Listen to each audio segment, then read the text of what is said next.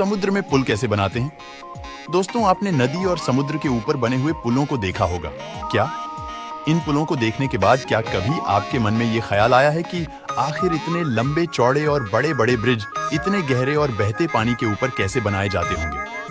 सभी सवालों के जवाब जानना चाहते हैं तो आप आज के वीडियो को पूरा जरूर देखिएगा। एक प्रकार का ब्रिज सभी जगह बनाना संभव नहीं है, इसलिए ब्रिज भी जगह के आधार पर 3 तरह के बनाए जाते हैं।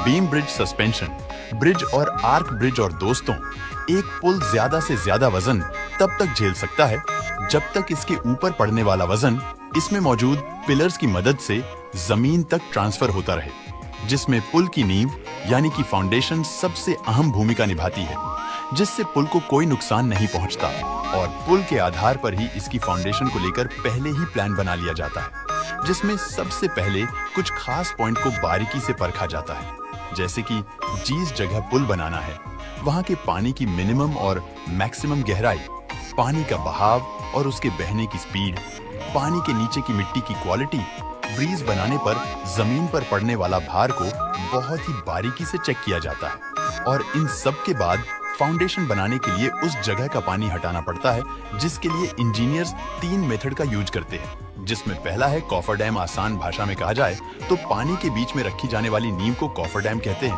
पुल जिसे नदी या समुद्र पर बनाया जा रहा है, उसके हिसाब से इन्हें गोल या फिर स्क्वायर शेप में बनाया जाता है, जो काफी मजबूती और स्टील से बनाया जाता है और क्रेन की मदद से पानी के एकदम बीच में टकाया जाता है।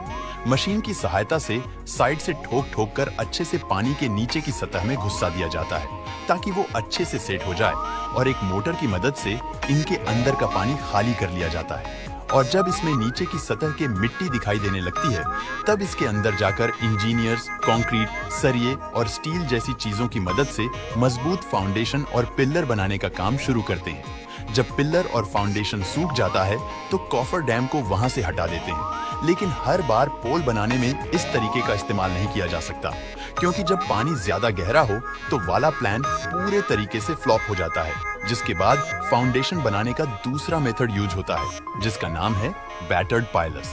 क्योंकि दोस्तों, कभी कभी इंजीनियर्स को नदियों और समुद्र की गहराई भी पता नहीं होती और पानी का बहाव भी काफी तेज होता है।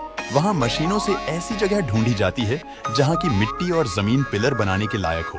फिर वहां सबसे पहले बड़ी बड़ी एडवांस मशीनों की मदद से बड़े बड़े गड्ढे करके स्टील या लोहे के पाइपों को मशीन की सहायता से सीधा करके धीरे धीरे पानी में डालते हैं। जब ये पाइप समुद्र की सतह तक पहुंच जाते हैं और तब इन्हें एक विशाल मशीन से ठोक ठोक कर पानी की सतह में अच्छे से घुसा दिया जाता है। सीमेंट और कंक्रीट से पाइप को भर देते हैं और एक बार जब ये पाइप सेट हो जाता है, फिर उसके बाद चाहे सुनामी आए या तूफान, इसे कुछ नहीं होता।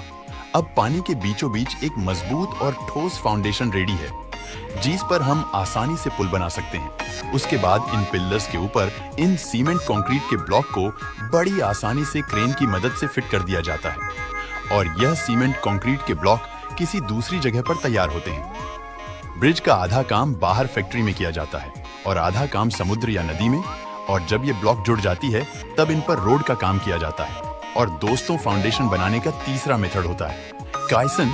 इसमें फाउंडेशन की पहले जमीन पर बनाकर फिर उसे शिप की मदद से कंस्ट्रक्शन साइट पर भेजा जाता है। लेकिन इसमें सबसे बड़ा चैलेंज है इस नींव को पानी की सतह पर ठिकाना, क्योंकि यह नीचे से बंद और ऊपर से खुली रहती है। यह जहाज की तरह पानी के ऊपर तैरने ना लगे, इसके लिए शिप की मदद से पानी में पहले बड़े बड़े पत्थर डाले जाते हैं और फिर जमीन की सतह भरकर इस नींव को सेट किया जाता है। तब जाकर इतना मजबूत और शानदार ब्रिज बनकर तैयार होता है। दोस्तों, उम्मीद करते हैं कि आपको आज की वीडियो पसंद आई होगी।